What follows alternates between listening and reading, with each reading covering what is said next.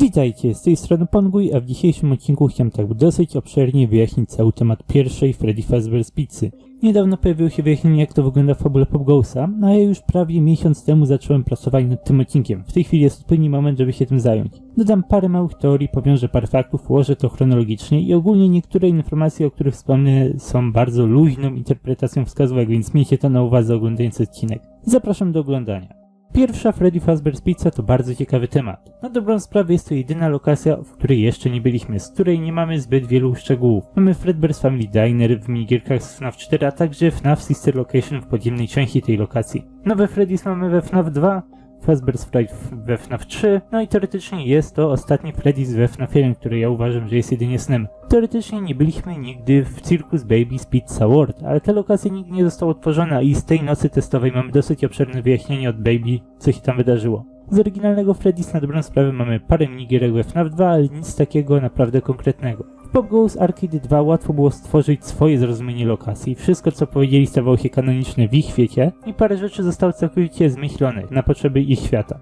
Ja spróbuję wykorzystać wszystkie wskazówki i opierając się na nich wyjaśnić każdy z poszczególnych elementów tej historii jak najdokładniej.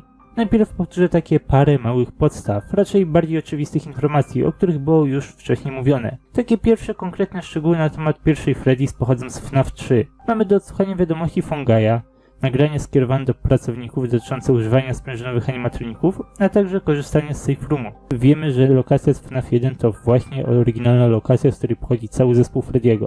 Minigry FNAF 3 pokazują nam, że w tej lokacji istniał safe room i to stąd pochodzą nagrania i sam Springtrap. Wszystkie te rzeczy istniały jedynie podczas działania pierwszej lokacji i zrezygnowano z nich, zostały zamknięte, pozostawione. Jeżeli ta lokacja wtedy nie działała, nie posiadałaby safe roomu. Podczas minigier FNAF 3 ta lokacja jest zniszczona i opuszczona z powodu incydentów, które wydarzyły się w tej lokacji. Mimo wszystko animatroniki, które tam się pojawiły, wyglądają dobrze, nowo, nie są zniszczone. Z powodu złej sławy firma nie chciała jej reotwierać, dlatego też skupili się na innych lokacjach, na nowej Freddy. Tak czy tak korzystali z tej lokacji jedynie jako magazyn, szukając czegoś lepszego.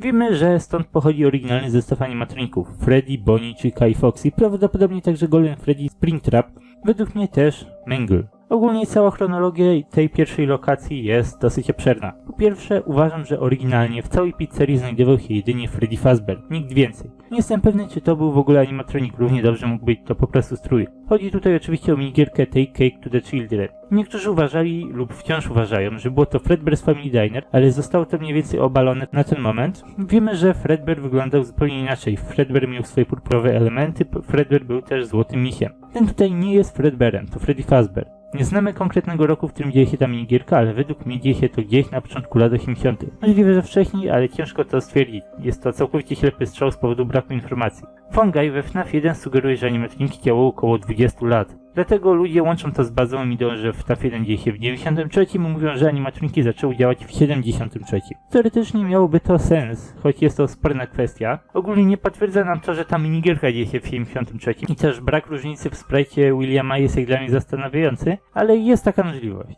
Zawsze istnieje też opcja, że ta kwestia nawiązuje do otwarcia Fredbear's Family Diner, więc naprawdę ciężko to stwierdzić. Bardzo możliwe jest, że ta firma z początku nie ma żadnego związku z Fredbearsami. Jest to po prostu inna restauracja z maskotką niedźwiedziem. Uważam to za możliwe. Freddy nie musiał zostać stworzone z Fredbearsów, ale później połączyli się ze sobą. Jest dosyć spora różnica w ich imionach, mogą podobnie się zaczynać, ale koncept jest bądź co bądź zupełnie inny. Samo Freddy zaczyna jako coś strasznie małego. Tak więc Freddy był pierwszym i przez jakiś czas jedynym animatronikiem, a przynajmniej postacią z tej lokacji. Później pojawiło się tam więcej animatroników. Najprawdopodobniej już po tym, jak nawiązali współpracę z Fredbearsami, bądź co bądź podobieństwo pomiędzy Spring Bonnim a Bonnim jest już trochę większe. W całej tej lokacji Freddy trzyma ciasto, gdzie zostaje później zastąpiony w tym temacie Chico i całym konceptem ze śliniakiem z napisem Jedz mi i babeczką w ręce. Sam Foxy raczej powstał jako czwarty do zespołu i dopiero potem co najwyżej Fredbearsy podłapały jego koncept, tworząc Phantom Foxy'ego. Gdy cały zespół był już stworzony, możliwe, że wtedy zmienili lokację na większą, przybudowali ją, lub może od razu mieli ją sporych rozmiarów, a to w tej Cake było tylko szybką, prostą rekonstrukcją. Bądź co bądź w tym momencie nastąpiła spora zmiana. Więc dochodzimy do momentu, w którym mamy 4 animatroników w pizzerii. W którymś momencie dochodzi 2 nowych. Golden Freddy i Spring Bonnie, który później zostanie Springtrapem. Ale zdaje mi się, że minęło trochę czasu, zanim ci dwaj się pojawili. Póki co mam jeszcze jeden incydent do omówienia i jest nim Go Go Go.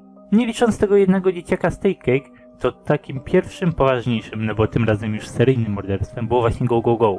Według mnie za cały ten incydent został obarczony Foxy i z tego powodu powstał całe Out of Order, z tego powodu Foxy przestał być w użyciu.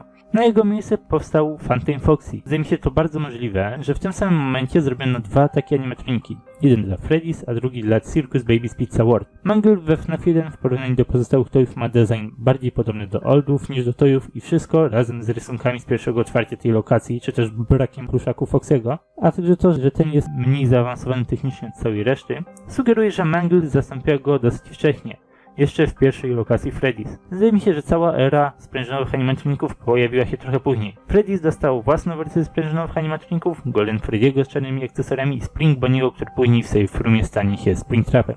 Z nagrań FNAF 3 wiemy, że cała ta era trwała dosyć krótko i na pewno zamknęła się morderstwem dzieci w Safe Roomie. No i z powodu, że winnym wszystkiemu był pokój bez kamer, to został on szybko zamurowany, żeby pozbyć się jakichkolwiek dowodów winy pizzerii. I zdaje mi się, że w tym miejscu kończy się cała historia pierwszego Freddy's.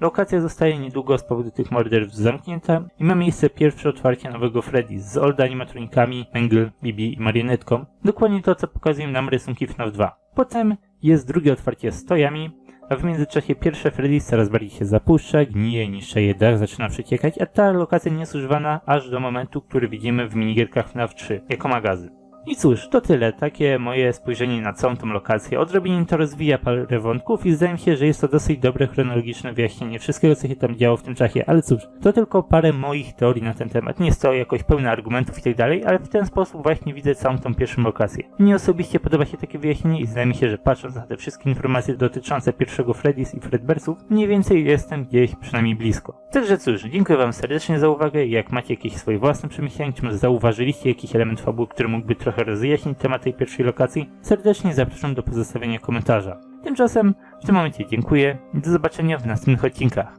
Cześć!